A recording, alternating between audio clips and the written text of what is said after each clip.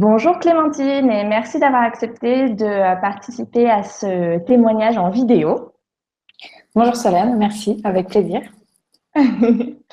Écoute, voilà, on a passé 6 mois ensemble à développer ton activité et je suis vraiment heureuse de pouvoir partager ton histoire aujourd'hui parce que je la trouve vraiment super inspirante et je suis très heureuse et j'ai beaucoup de gratitude par rapport au fait voilà, d'avoir pu contribuer à la naissance du Cercle des Olives. Mais avant que tu nous racontes tout ça, est-ce que tu peux, pour les personnes qui ne te connaissent pas et qui regardent cette vidéo, un peu nous dire qui tu es et puis surtout, qu'est-ce que tu fais? Ça marche, merci pour l'introduction. Je m'appelle Clémentine, j'ai 29 ans, donc j'habite à Nice. J'ai déménagé à Nice à peu près en même temps que le lancement du Cercle des Olives et du coup le démarrage de notre accompagnement. J'ai démarré le Cercle des Olives en janvier et donc, pour me présenter, j'étais salariée avant dans une entreprise en tant qu'ingénieure et j'ai démissionné dans le cadre de ce déménagement pour me lancer dans l'entrepreneuriat social. Donc, voilà. Et Super. pour présenter un peu plus le Cercle des Olives, donc le Cercle des Olives, au sein de cette organisation, j'ai l'ambition de créer une communauté intergénérationnelle pour repenser la place de la vieillesse dans la société. Et au sein de cette organisation, j'aide les personnes âgées à faire de nouvelles rencontres et à participer à des événements artistiques pour les aider à prendre conscience de leur capacité de création, qui est finalement assez indépendante de l'âge. Et donc ça, c'est cette organisation. C'est ce que je fais au sein du Cercle des Olives. Super. Et du coup, j'aimerais bien que tu nous racontes pourquoi est-ce que tu as choisi cette cause du vieillissement et de la créativité aussi. En quoi tu penses que c'est important dans la société aujourd'hui? Ouais, donc le sujet de la vieillesse, c'est un sujet qui m'intéresse depuis plusieurs années. Donc, je suis assez sensible au sujet, à la solitude des personnes âgées. C'est vrai qu'il y a quelques années, je m'étais occupée d'une personne âgée dans mon quartier à Paris. Et donc, j'avais pris beaucoup de temps avec elle. On avait noué des liens assez forts. Je m'étais rendu compte, à cette occasion, j'avais fait plus attention aux personnes âgées un peu dans la rue, dans les immeubles. Et je m'étais rendu compte que on faisait pas forcément attention. Les personnes étaient assez seules. Et puis, on ne se souciait pas forcément de notre environnement. Et donc après, je me suis sentie un peu investie d'une mission. D'autant plus que les relations intergénérationnelles, ça c'est aussi quelque chose qui m'intéresse beaucoup, que j'ai connu dans le cadre de mon travail en entreprise et où je suis convaincue qu'il y a beaucoup de choses à faire pour rapprocher les générations et notamment dans le contexte actuel avec le vieillissement de la population, c'est quelque chose qui est nécessaire. Et pourquoi pas une aide médicale? Parce que finalement, il y a pas mal d'entreprises sociales ou d'associations qui proposent voilà, des choses pour aider les personnes âgées à aller mieux physiquement. Ouais, Euh, oui, tout à fait. Donc, c'est vrai que du coup, dans le cadre de ma réflexion, moi, je voulais pas forcément faire quelque chose de médical parce que déjà, il y a beaucoup de choses qui existent. Et puis, moi, j'ai pas forcément une formation dans le domaine socio-médical. Et je me suis rendu compte dans le cadre de mes recherches et de mes rencontres qu'il y avait aussi beaucoup de choses à faire pour se faire du bien un peu plus dans la tête et puis faire des choses de ses mains, de son corps pour reprendre confiance en soi. Et du coup, ça, c'est quelque chose où je me sens plus capable d'apporter ma valeur. Voilà, c'est pour ça aussi que effectivement, il y a plein de choses dans le médical qui sont à faire, mais aussi dans le domaine un peu plus social. Super. Et du coup, est-ce que tu peux nous raconter où est-ce que tu en étais de cette idée, de ce projet, avant qu'on démarre notre accompagnement ensemble? Oui. Donc j'étais salariée jusqu'en décembre. J'ai commencé en janvier, donc c'était associé à mon déménagement à Nice. Et donc, j'étais dans le cas où je savais que je voulais faire quelque chose pour les personnes âgées. J'avais fait beaucoup de recherches et puis j'avais envie de me lancer dans l'entrepreneuriat, mais je savais pas par où commencer. Je savais pas trop par où commencer. Et puis, arrivant dans une nouvelle ville, c'est vrai que un accompagnement, ça m'a paru une bonne idée pour se lancer. Super. Et du coup, quelles étaient tes attentes par rapport à notre collaboration? Qu'est-ce que tu espérais? Du coup, c'est dans le cadre de cette collaboration, j'espérais pouvoir me lancer un peu concrètement. Voilà, y aller, quoi. Et puis être un peu aidée pas à pas pour avancer, parce que c'est sûr que c'est un gros changement de passer du salariat à l'entrepreneuriat et qu'on n'a pas forcément, c'est pas naturel de savoir exactement quoi faire, d'avoir la bonne méthodologie. Ok, super. Et je suis curieuse, pourquoi tu as choisi de travailler avec moi en particulier et pas, par exemple, je sais pas, localement à Nice ou avec... Enfin voilà, pourquoi moi en particulier? Pourquoi Creators for Good? Moi, déjà, je suis tombée sur toi par Internet, donc la magie d'Internet. Et c'est vrai que ce qui m'a plu, donc c'était même avant d'arriver à Nice, justement, ce qui m'a plu, c'était ta proposition d'accompagnement pour l'entrepreneuriat social, avec une approche assez sincère et pragmatique. Ce qui m'a surtout plu, c'était l'idée d'essayer par soi-même, de pas forcément se disperser à aller essayer de lever des fonds, etc. De commencer par soi-même, ça c'est ce qui m'a plu dès le début. Ok, super. Et en parlant de levée de fonds, justement, comment as-tu trouvé l'argent à investir dans cet accompagnement? Parce que tu étais au tout début voilà, de l'imagination du Cercle des Olives qui n'avait pas encore de nom à l'époque. Donc, comment est-ce que tu as pris cette décision d'investir de l'argent avant même de démarrer?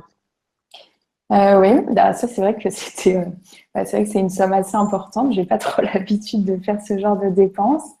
Mais j'avais le sentiment que il fallait marquer le coup aussi psychologiquement pour se lancer. Et puis voilà. Donc c'est vrai qu'après au niveau des fonds, j'avais quelques économies en ayant travaillé en tant que salarié. Et du coup, c'est ça qui m'a permis de débloquer les fonds et puis d'y aller. Super. Et du coup, quels ont été les résultats que tu as obtenus grâce au fait de collaborer ensemble dans cet accompagnement?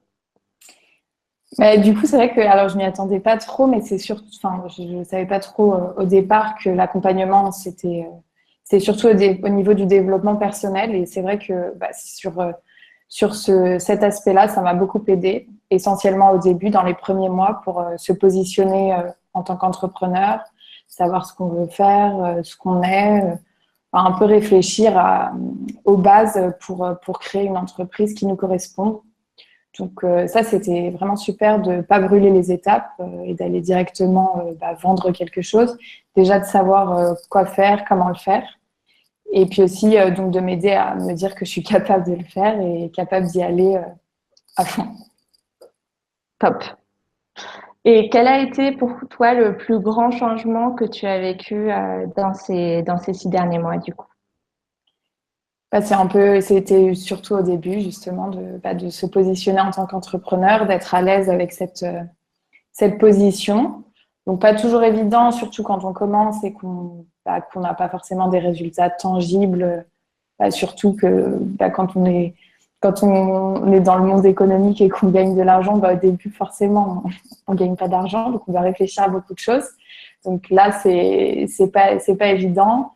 Et donc ça, c'était bien de pouvoir se faire aider à assumer son positionnement d'entrepreneur en herbe, on va dire.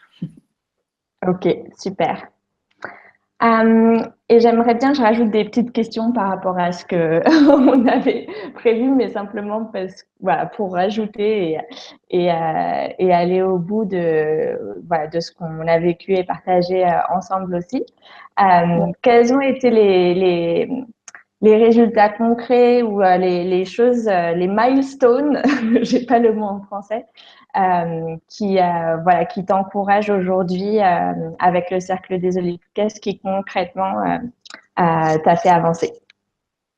Pas concrètement, il y avait aussi la méthodologie pour rechercher donc le bon canal de communication, surtout pour cibler les personnes âgées. C'est vrai que c'est un vrai sujet de savoir comment pouvoir parler à mon public de manière authentique. Donc ça prend pas mal de temps, un peu plus même que les 6 mois pour avoir les premiers bénéficiaires les premiers membres du Cercle des Olives. Ça prend un peu plus de temps, le temps de comprendre un peu l'environnement qui est assez complexe.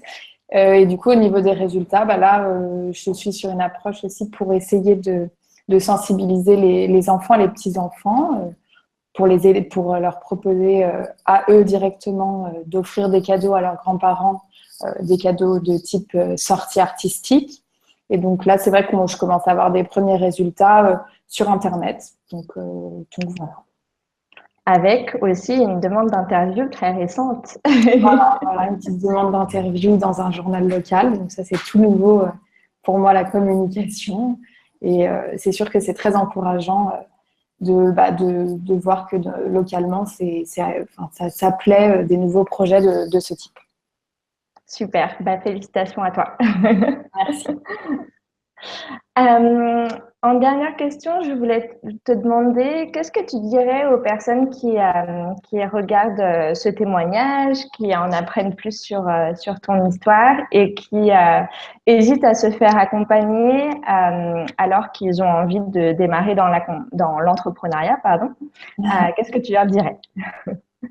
Je leur dirais que un accompagnement, c'est bien pour commencer, surtout quand on est seul et qu'on ne sait pas trop par où commencer. Ça donne confiance et puis ça permet de psychologiquement aussi de se dire voilà, j'ai un accompagnement, donc j'y vais.